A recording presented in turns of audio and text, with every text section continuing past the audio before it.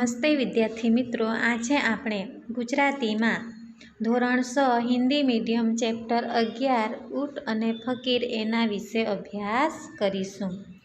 જોઈએ, એક ફકીર વનવગડામાંથી પસાર થતા હતા. એવામાં એક વેપારી તેને સામે મળ્યું.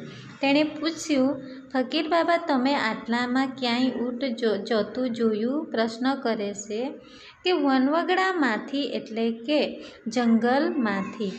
એક ફકીર જંગલમાંથી ત્યાંથી પસાર થાય છે. ફકીર એટલે કે ત્યાગી વૈરાગી મુસલમાન.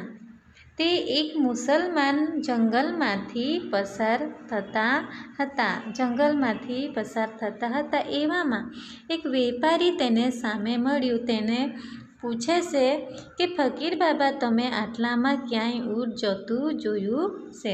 તો ફકીરે કહ્યું, તેની જમણી આંખ ફૂટેલી છે ને તે ડાબે પગે ખોડું છે એટલે કે ખોડવાળું લંગડું છે. એ કહે છે કે જમણી આંખ ફૂટેલી છે અને ડાબે પગે તે લંગડું છે. તેનો આગલો દાંત પડી ગયો છે. તેની એક બાજુએ મધ તથા બીજી બાજુએ ઘઉં લાધા છે. એ કહે છે કે તેનો આગલો દાંત પડી ગયો છે અને બીજી બાજુએ મધ તથા ઘઉં લાધા છે. લાધા એટલે કે ખડક્યા છે, સામાન મૂક્યો છે. ફકીરના આ સવાલ સાંભળી વેપારી રાજી થતો બોલી ઉઠ્યો, ફકીર બાબા, એ જ મારું ઊંટ. તમે તેને ક્યાંય જોયું? અમે સૌ ક્યારના તેને શોધ્યા કરીએ છીએ. ક્યારના એટલે કે ઘણા સમયથી અમે તેને શોધ્યા કરીએ છીએ. તમે ક્યાંક જોયું છે એવું એ કહે છે. ફકીર બોલ્યા, પણ મેં તમારું ઊંટ તો જોયું નથી. ફકીર કહે છે કે મેં તમારું ઊંટ જોયું નથી. ફકીરનો આ જવાબ સાંભળીને પેલા વેપારીને થયું કે નક્કી આ ફકીરે મારા ઊંટને જોયું તો છે. ફકીરને એવું થાય છે કે એની વાત સાંભળીને એને થયું કે નક્કી ફકીરે મારા ઊંટને જોયું છે, પણ તેના ઉપરના માલની લાલચે તે મને બતાવતો નથી. લાલચે એટલે કે લોભથી બતાવતો નથી. લાલચ એટલે કે લોભ, કે તેના લોભથી તે મને બતાવવા માગતો નથી. એ એવું વિચારે છે. તેને જરા કડકાઈથી ફકીરને કહ્યું. કડકાઈથી એટલે કે સખ્તાઈથી ફકીરને કહે છે કે ડાહ્યા થઈ મારું ઊંટ મને આપી દો. એ કહે છે કે ડાહ્યા થઈને મારું ઊંટ મને આપી દો. એના ઉપર કિંમતી ઝવેરાત પણ હતું. ઝવેરાત એટલે કે હીરા, માણેક, મોતી, જવાહીર વગેરે હતું. જો નહીં આપો તો પકડીને રાજા પાસે લઈ જવા પડશે. એ કહે છે કે એના ઉપર હીરા, માણેક, મોતી, જવાહીર વગેરે હતું. જો તમે નહીં આપો તો તમને પકડીને મારે રાજા પાસે લઈ જવા પડશે, એવું એ કહે છે. તો ફકીર બોલ્યા, અરે શેઠજી, હું તમને ખરું કહું છું કે મેં તમારું ઊંટ જોયું જ નથી. પછી તેના ઉપરની ઝવેરાતની તો વાત જ શી? એ પ્રશ્ન કરે છે. એ કહે છે કે મેં તમારું ઊંટને તો જોયું જ નથી, તો આ ઝવેરાતની તો વાત જ શી? પેલો વેપારી હવે ગુસ્સે થઈ ગયો. તેને પોતાના માણસોને કહ્યું, આ ફકીરને પકડીને રાજા પાસે લઈ ચાલો. એ ફકીરને ગુસ્સો આવી જાય છે અને એ વેપારી હવે ગુસ્સે થઈ જાય છે અને એ કહે છે કે એને પકડીને રાજા પાસે લઈ જાઓ. રાજાએ ફકીરની ઝડતી લેવડાવી, પણ શું ઝવેરાત તેની પાસેથી નીકળ્યું નહીં. છતાં ફકીરે ઊંટનું જે વર્ણન આપ્યું તે તો બરાબર પેલા વેપારીના ઊંટનું જ હતું. તેણે એ ઊંટ જોયું નથી એ વાત તો કેમ મનાય? તેની ઉપરના ઝવેરાતની લાલચે તેને ચોક્કસ ક્યાંક સંતાડી દીધું છે એમ માની રાજાએ તેને સખત શિક્ષા કરવાનો હુકમ કરે છે.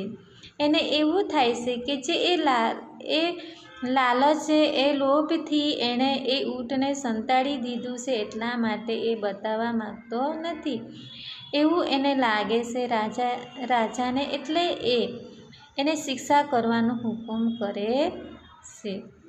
રાજાનો હુકમ સાંભળી ફકીર બોલ્યો, રાજાજી, રહેમ કરીને પહેલાં મારી વાત સાંભળો. એ કહે છે કે હે રાજાજી, રહેમ કરીને મારી વાત સાંભળો. રહેમ એટલે કે દયા કરીને પહેલાં મારી વાત સાંભળો. એ કહે છે રાજાજી કે મારા પર દયા કરીને મને પહેલાં મારી વાત સાંભળો. ખરેખર મેં ઊંટ જોયું નથી. વાત એમ છે કે હું વનવગડામાં કેટલાય વર્ષથી રહું છું. મને બધું અવલોકન કરીને જોવાની ટેવ છે. અવલોકન કરીને એટલે કે ઝીણવટથી જોવું, તે ઝીણવટથી જોવાની મને ટેવ છે એવું કહે છે. આજે સવારે હું વગડામાં જતો હતો ત્યારે મેં જમીન ઉપર ઊંટના પગલાં જોયા, પરંતુ તેની સાથે માણસના પગલાં ન હતા. તે ઉપરથી મેં માન્યું કે તે ઊંટ તેના માલિક પાસેથી છૂટું પડી ગયેલું હોવું જોઈએ એવું એ વિચારે છે. કહે છે કે પગલાંના માર્ગની એક જ બાજુમાં ઝાડના પાંદડા કરડેલા હતા. કરડેલા એટલે કે દાંતથી કાપેલા હતા. તે પરથી મેં માન્યું કે ઊંટ એક આંખે કાણું હોવું જોઈએ. કાણું એટલે કે એક આંખ વગરનો હોવો જોઈએ. એ કહે છે કે એના ઝાડના પાંદડા કરડેલા હતા, દાંતથી કાપેલા હતા. તે પરથી મને એવું લાગ્યું કે ઊંટ એક આંખે કાણું હોવું જોઈએ, એક આંખ વગરનો હોવો જોઈએ એવું એ કહે છે. તેના પગલાંમાંનું એક બાજુનું પગલું જરા ઊંચું દેખાતું હતું. તે ઉપરથી મેં ધાર્યું કે તે એક પગે ખોડું છે એવું એ કહે છે. તેણે જે પાંદડા કરડ્યા હતા તે પાંદડાનો વચમાંનો ભાગ લટકતો રહી ગયો હતો. તે પરથી મેં માન્યું કે તેનો આગલો એક દાંત પડી ગયો હશે. તેના માર્ગની એક બાજુએ ઘઉં વેરાયેલા હતા અને બીજી બાજુએ માખીઓ બણબણતી હતી. બણબણતી એટલે કે બણબણ એવો અવાજ કરતી હતી. એ ઉપરથી મેં અનુમાન કર્યું કે તે ઊંટનું એક બાજુએ ઘઉં લાદા હશે અને બીજી બાજુએ મધ લાદું હશે. કોઈ માણસ તેની ઉપર બેઠું હોય તો ઘઉં કે મધ નીચે પડવા ન દે. એ ઉપરથી મેં માની લીધું કે તે ઊંટ એકલું તેના ધાણી પાસેથી નાઠું છે. ધાણી એટલે કે માલિક પાસેથી એ નાઠું છે. થોડે દૂર જતાં આ વેપારી મને સામે મળ્યો અને ઊંટ વિશે પૂછવા લાગ્યો. મેં તેને ઉપર પ્રમાણે ઊંટનું વર્ણન કર્યું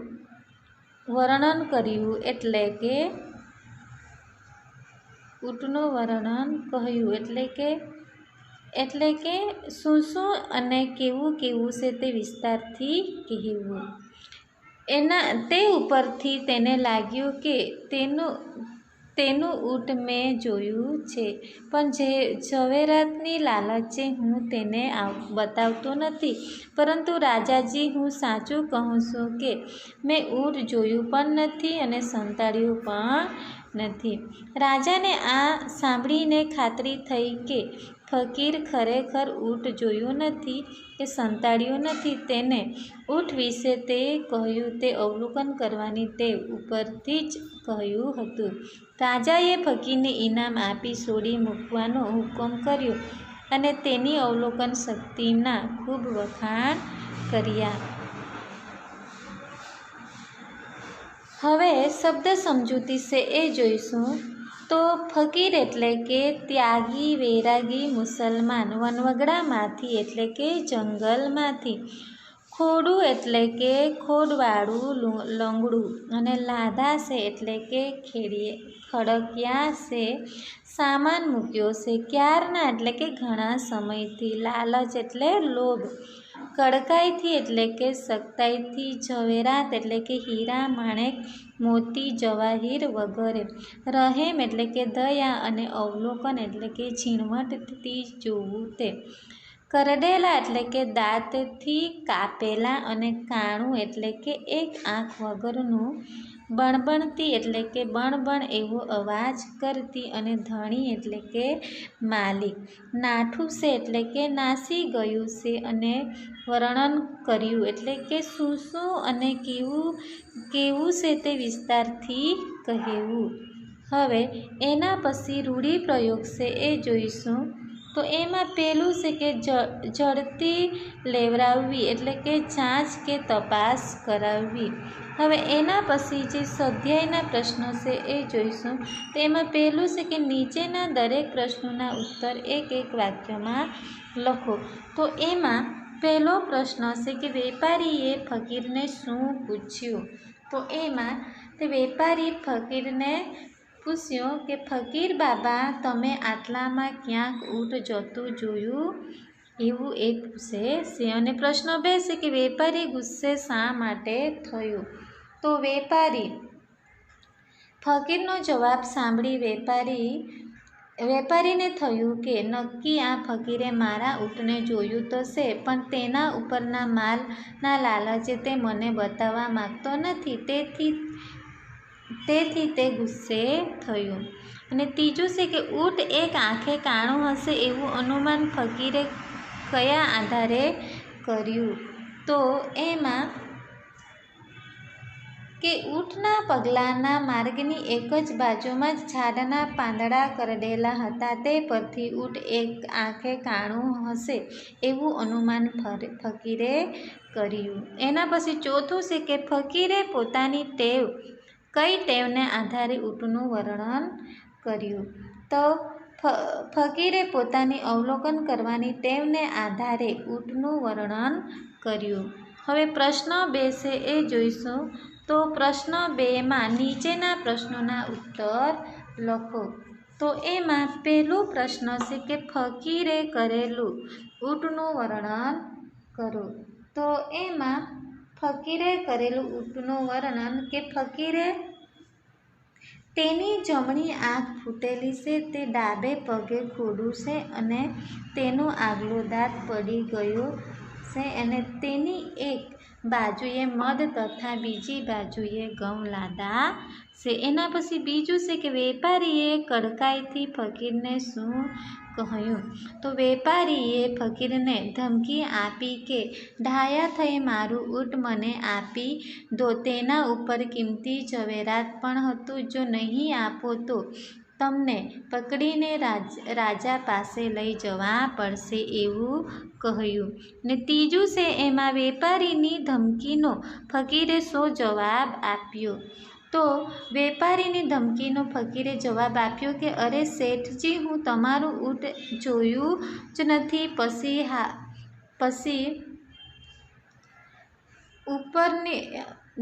નથી, તો ઉપરની ઝવેરાતની તો વાત જ શી, એવું એ જવાબ આપે છે. અને ચોથું છે કે ઊંટ પર ઘઉં અને મધ હતા એવું અનુમાન ફકીરે કયા આધારે કર્યું હશે? તો ઊંટના માર્ગની એક બાજુએ ઘઉં વેરાયેલા હતા અને બીજી બાજુએ માખીઓ બણબણતી હતી, તેના આધારે ફકીરે અનુમાન કર્યું હશે કે ઊંટ પર ઘઉં અને મધ હતા. ને પાંચમું છે કે ફકીરની વાત સાંભળીને રાજાએ શું કર્યું?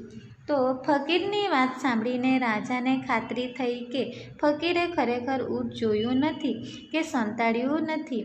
તેણે ઊંટ વિશે જે કહ્યું તે તેની અવલોકન કરવાની ટેવ ઉપરથી જ કહ્યું હતું. રાજાએ ફકીરને ઇનામ આપી છોડી મૂકવાનો હુકમ કર્યો અને તેની અવલોકન શક્તિમાં વખાણ કર્યું. હવે એના પછી પ્રશ્ન 3 છે એ જોઈશું. પ્રશ્ન 3માં કે નીચેના શબ્દોના ઉપયોગ કરી વાક્ય બનાવો. તો એમાં પહેલું છે કે એમાં